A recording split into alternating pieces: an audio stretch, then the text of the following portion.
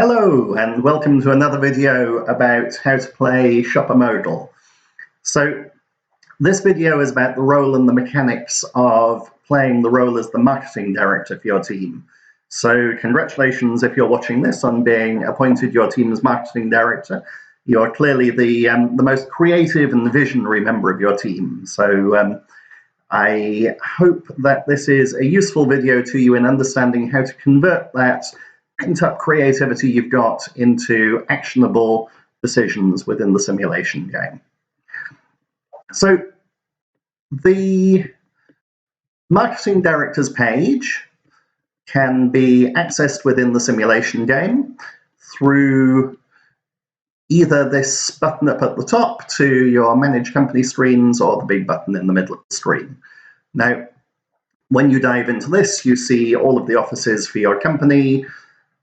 Your office, obviously the marketing director one. If we click in there, it'll take you through to your office. Now, this is a demo game that I'm looking at, so it's from the start of the game before any decisions have been taken. So it's a very simple position, but quite likely it's similar to the starting position that you'll be looking at in your game.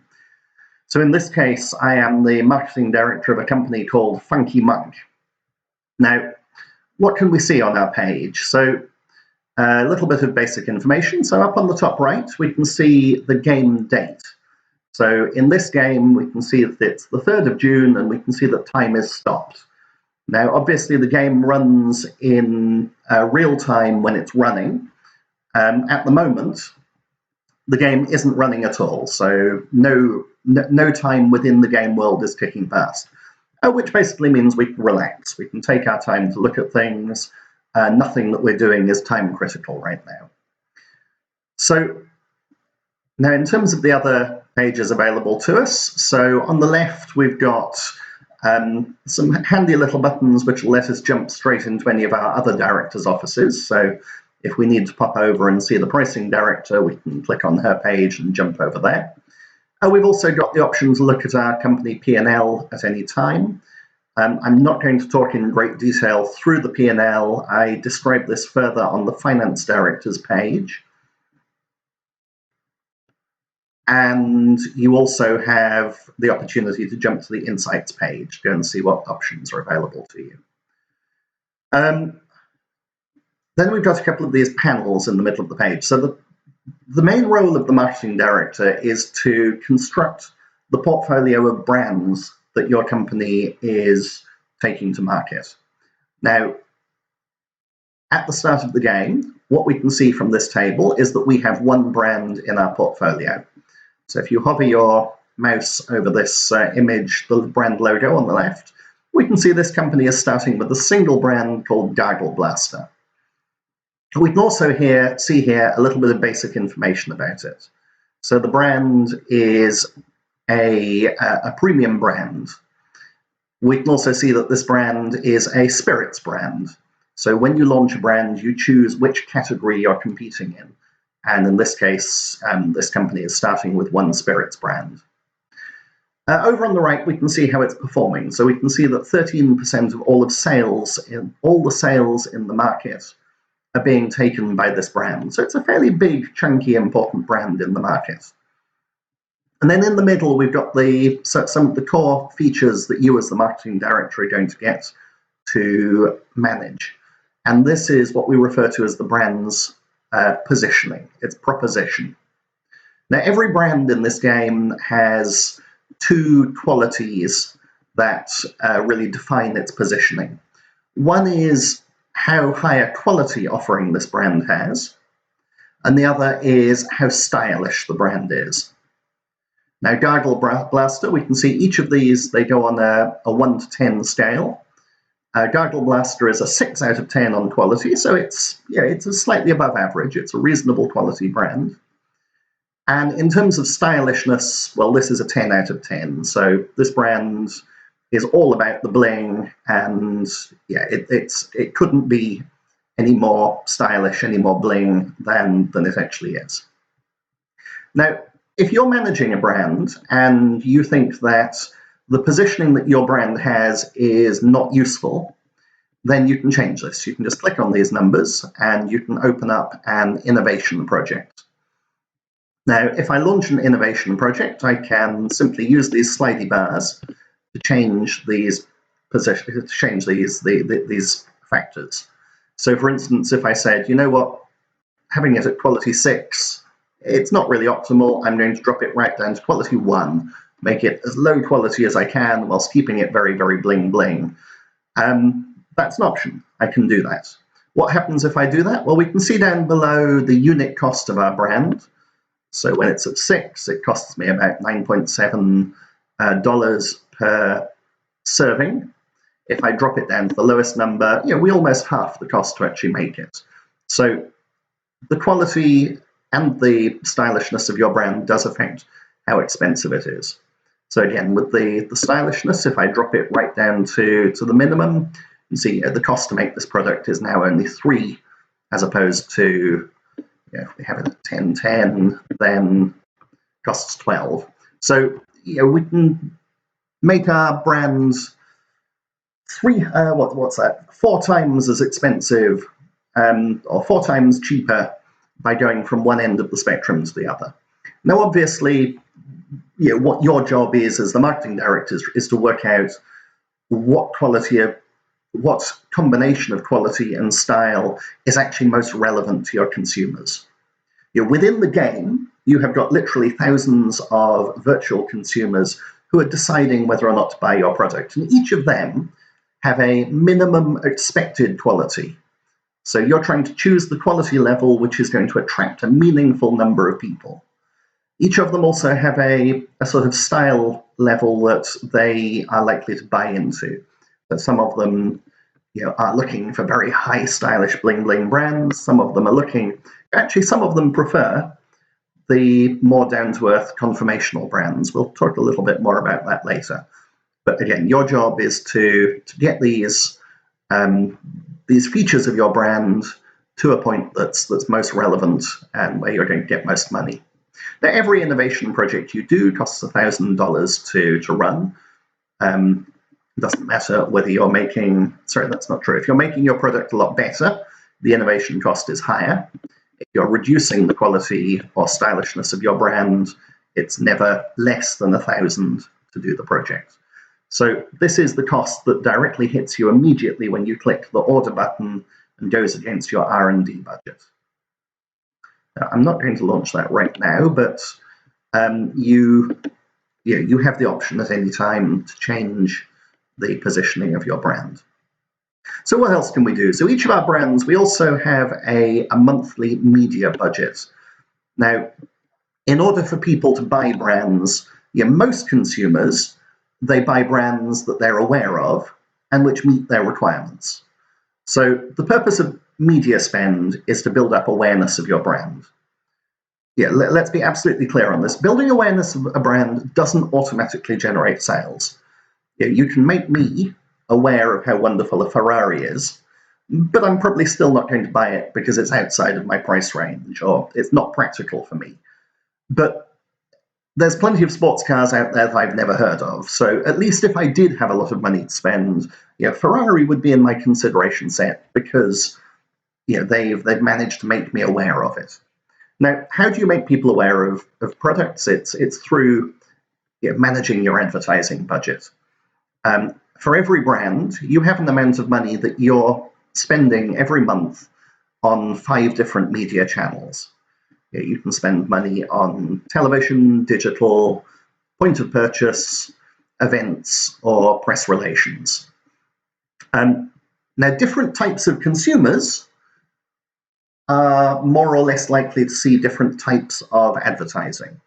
So again, part of your role is to get beneath the skin of your virtual consumers. You have to understand what they're most likely to be paying attention to and make sure that you're spending your advertising in the right place. Now, again, if you're not happy with the spend of your brands, you can just click on it and it brings up these handy little slide bars. And you can say, you know what, I want to spend a lot more money on television and events, not so relevant for my consumer.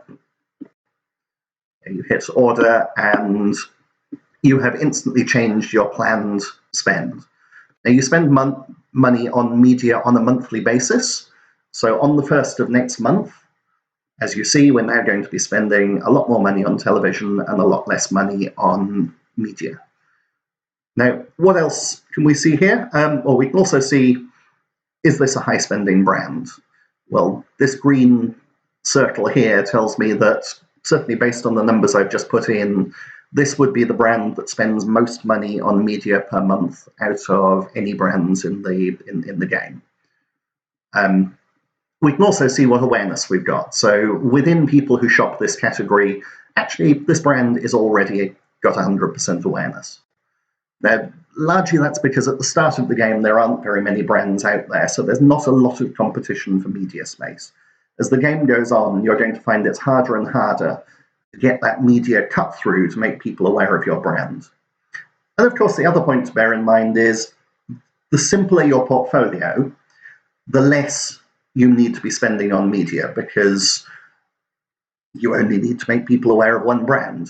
If you have 10 brands, then you're going to have to be building up awareness of 10 different products. Your products will be competing with each other for share of attention.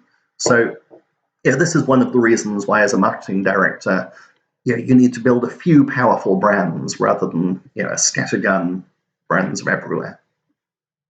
So what else do we have? So down at the bottom, there's a chart. It's a very simple chart at this stage of the game that shows the positioning of my different brands. So as we can see, at the moment, we have one brand, Gargle Blaster, and you can see its positioning. So it's a stylishness 10 and quality 6 brand. Now again, as the game goes on, it gets useful to be able to see these pictorially, just helps to separate out where they are. Just one thing I will point out while we're looking at this, you see at the bottom, when we talk about stylishness, about image, we actually split this bar into two ends. There's what we call the conformational brands, which are the ones that have a lower investment in image, versus the aspirational brands, which have the higher spend. If you think of things like cars, the difference here is some brands sort of sell themselves on, this is a brand that I want to own so that people will think that I'm like this. Or this is a brand that it's about what I want to be like. Classic aspirational brands, you'd think of things like BMW, Ferrari. They're brands that inherently have a little bit of show off in them. At the other end of the spectrum, you have the conformational brands that are more talking about where I'm coming from. It's not, this is me attempting to show the world I'm something that I may or may not be, but it's rather, these are brands which tell you, where I'm from. And that doesn't make them worse quality brands, just a different way of selling. So again, you may consider brands like Volvo as being classic conformational brands. They're very sensible brands. It's a very safe brand. It's a brand for people who care about their family. A little bit of, oh, I'm a Scandinavian person, if that's where you're coming from. It's not a brand that says, hey, I'm the ultimate driving machine, but it's rather it's a brand that says, hey, I'm a very sensible choice. As I say, Gargle Blaster, our starting brand here, as far on the right as it can be. Which is a bit dangerous, because consumers that like products over here, they probably won't buy a brand, well, they definitely won't buy a brand that's too far out of their comfort zone. They would rather find a brand that actually talks to them, and the demand from this side of the table isn't going to find its way into Gargle Blaster. Which is part of the reason why companies have portfolios of brands. It's very hard to come up with one brand that is the right offering for everybody. So let's say, having been through all of this, I realized I need another brand. I need a more conformational brand. What can I do? How can I launch one? Well, actually, at the moment, we have a problem here. Normally, there would be a button here that says Launch New Brand. The reason there isn't one is because you haven't agreed with your CEO yet about what space we're going to compete in. Now, I'm going to quickly pop over to our CEO's office. There is a separate page about the CEO. But one of the things that the CEO gets to do is to define the overall competitive strategy for different categories. So what we can see is that at the start of the game, this company has a strategy to defend its position in spirits and to ignore beer and wine. What does that mean? Well, a strategy to defend means that we can manage our existing products, we can spend money on our existing products, but we can't launch new ones. Ignore kind of means what it says. We really can't actually manage in those categories at all. So just for the purpose of this demonstration, we're going to go and persuade our CEO that actually we need to grow our share of the spirits category. So now you'll see we've got a grow strategy for spirits. So if I then go back to our marketing director's office, we now see that there's a new button here called Launch Brand. That's because there's at least one category where our CEO has said, yep, actually we're aiming to grow there. Marketing director, you have permission to go out and launch new brands. So what happens? If I click on the launch new brand, I have the chance to go and create my new brand. Now, in this case, there's only one category that our CEO said we were going to grow in, that's spirits. So that's the only option I have for categories. I get to give it a new name, so let's call it Nice Whiskey. Now, I know some countries spell whiskey with an E, some countries don't. In England, we do, so we've got an E in there. Now, you can set some, you can set the color scheme for your brand. This doesn't have any mechanical effect, but it helps to make your brand distinctive and easily identifiable on charts.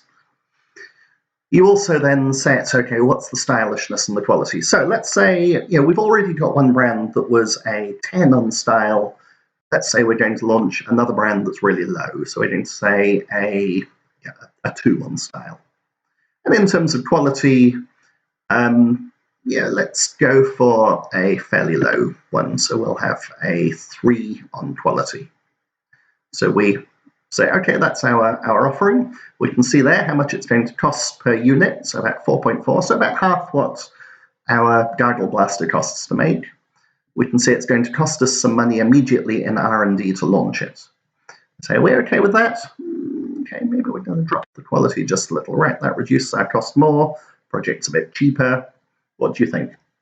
Ask the CEO. You happy with that? They say yes. Are you happy with the colors? Yep, they love them. Nice Whiskey, we're launching it. Hit order. So what happens when we do that? Why don't we suddenly have a new brand here called New Whiskey? Well, the reason is because it takes a bit of time to launch a brand. So if we look down, after you've launched it, you'll see that there is a new option called Innovation, a new pane which shows what innovation projects you've got. So we currently have one innovation project in progress. There you are, we're launching a new brand called Nice Whiskey, quality and style, and a time bar that's going to go across until the project is finished. Now, in this case, time isn't running, time is stopped, which means that this project is just going to sit there.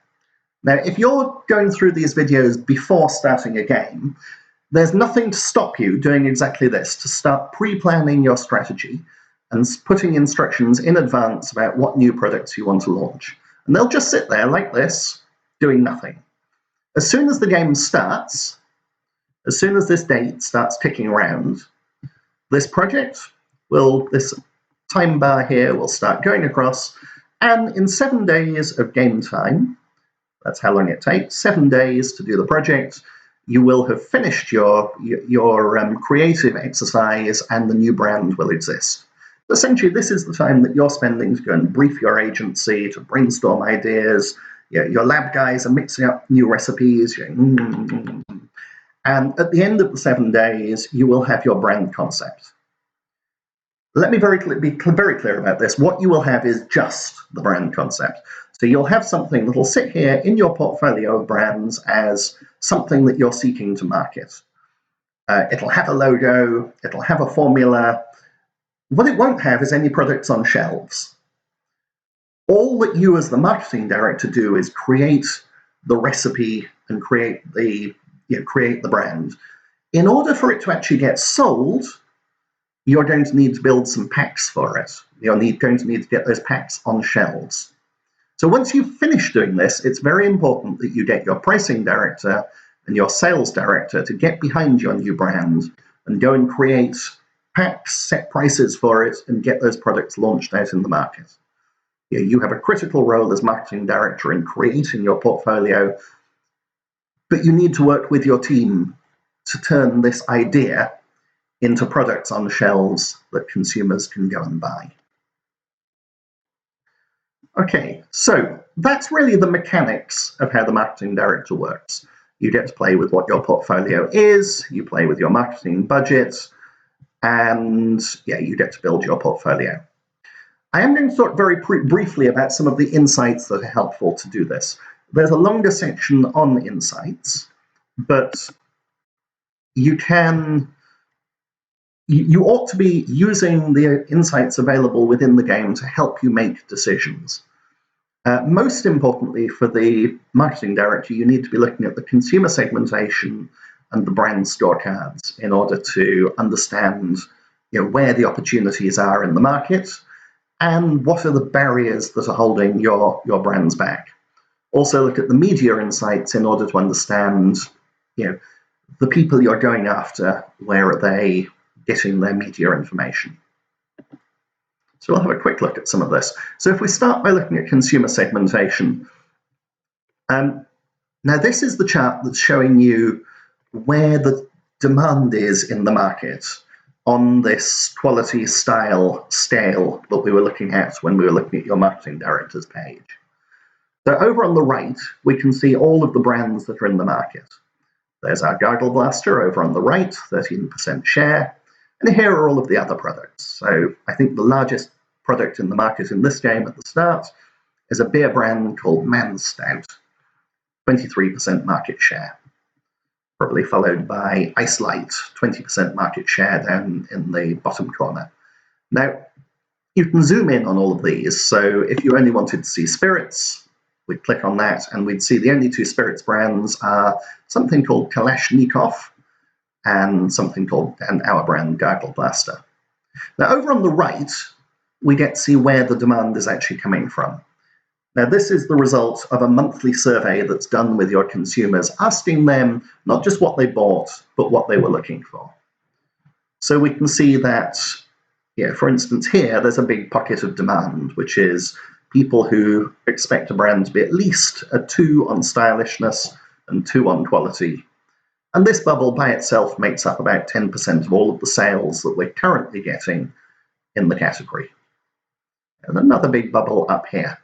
Now, these bubbles, if you add them all together, that's where you're getting the sales that these two brands are picking up.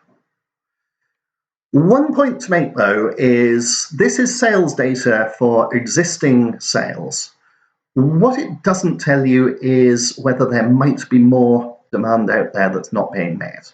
So we can see there are no bubbles up here in the top left-hand corner. That could be because there are no consumers out there that drink spirits, that like high-quality conformational brands. But quite likely, it's actually just because there are no products that offer that. If there is nothing to offer, clearly there's going to be no sales. We have some brands, some people are stretching quite a long way. We've got some demand right down here for people who want highly bling, low-quality products, who are reluctantly spending more than they really want to buy this higher quality Gargle Blaster brand. But if there was something closer to them, they'd probably be buying down there. On the other hand, we really know nothing at all about the demand for people with expecting very high quality spirits. We may be able to infer some of that by looking at other categories. We can see that in the beer world, there certainly is some demand up here at the top. Not as much as there is at the bottom, but there is some at the top. So again, your job as marketing director is to look at these insights and work out either where you think there's white space on the market, where you might have some reason to believe that this is likely to be a good place to go fishing where nobody is fishing, or alternately to look on the right to see, well, where is the sales currently coming from? Yes, you really have the choice either to go for a Me Too product and say, well, yeah, this brand is doing well, I'll launch something near that space, or to say, hey, nobody's playing over there, I'm going to go and play over there. In terms of playing the Me Too strategy, just one word of warning, consumers do have a built-in loyalty. There is a natural tendency for people, once they've adopted a couple of brands that they're happy with, to stick with those brands unless something else is significantly better or significantly cheaper, or if their main brand isn't available. So if you decide to go and play in exactly the same space that Manstout is playing in, you're going to have to work out a good reason why the people who are currently buying that brand are going to switch. Are you going to dump your price? Are you going to manage to be on shelves that they're not going to be in? Are you going to play with pack formats that they're not playing with? These are the options you'll have to play with. So what else do you need to look at? So as marketing director, brand scorecards are also a critical thing for you. So if we focus on our spirits, now what we can see is the game is divided up into a number of different consumer types. So for each of these, we can see how these consumer types feel about our brand. So if we just look at spirits, hipsters who drink spirits. Now we can see that these hipsters, who, by the way, if we float our mouse over these classes, we get a little bit of information. Hipsters, they're style-focused purchasers. Looks count. They want their brands to ooze cool. So these are very much the Gargle Blaster core sort of customers. Now, of these people, we see that we have a funnel of how many of them are actually adopting our brand. 100% of hipsters are aware of our brand. They've seen our media. Of that, though, only about 36% would actually consider buying it. The good news is, of those, almost all of them have tried it. They have bought it at some point in the last 6 months. So we have a very good conversion between consideration to trial. But of that, only about half of them actually make it their main brand. So quite a few people, they buy it. It's good enough to be purchased, but they don't love it. Over on the right, we have the scatter graph that shows us what the reasons for these may be. So again, we can see for every brand in the market, how available is it? Yes, 100% of shops stock our brand. Of hipsters, 90% of them say that it's a good image. They like the image. 100% of them say they like the quality. It's really good quality in their opinion.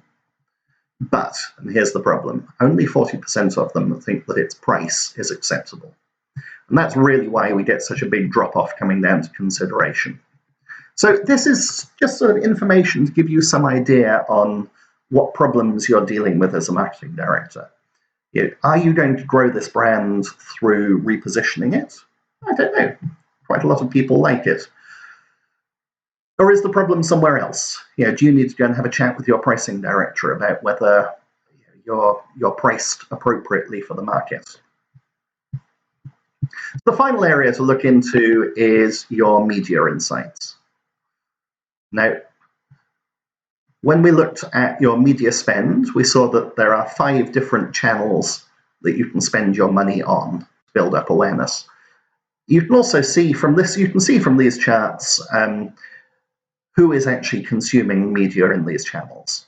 So if we were to say that Gargle Blaster is basically targeting hipsters, we can see that hipsters represent a much smaller number of people who get their information at the point of purchase than they do for digital information.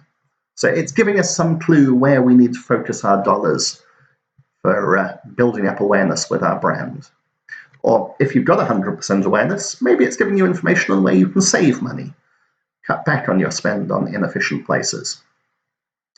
Over on the right, we can see overall across the market which channels are most expensive.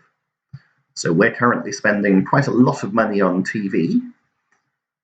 Let's see, where's our brand? Gargle Blaster, yes. So we're the highest spender on television adverts, and we spend very little on yeah, we spend a lot less on digital. Now, if we compare this to where our core target is getting their information, again, it's just raising questions for you about whether you're targeting your advertising dollars as well as you possibly could. So there are further insights in all of these other areas. I suggest that you really immerse yourself in all of the insights that are available. By the way, if your team hasn't yet purchased any insights packages, please, please, please, at the start of the game, just go in and purchase, I think $3,000, get access to everything. If you're not doing this, then frankly, at the start of the game, you're making decisions on guesswork, which kind of isn't really the point of the game.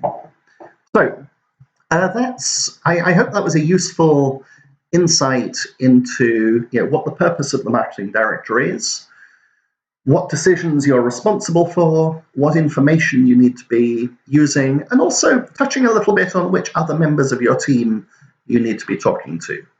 You need to get with your CEO to agree what categories you're playing in.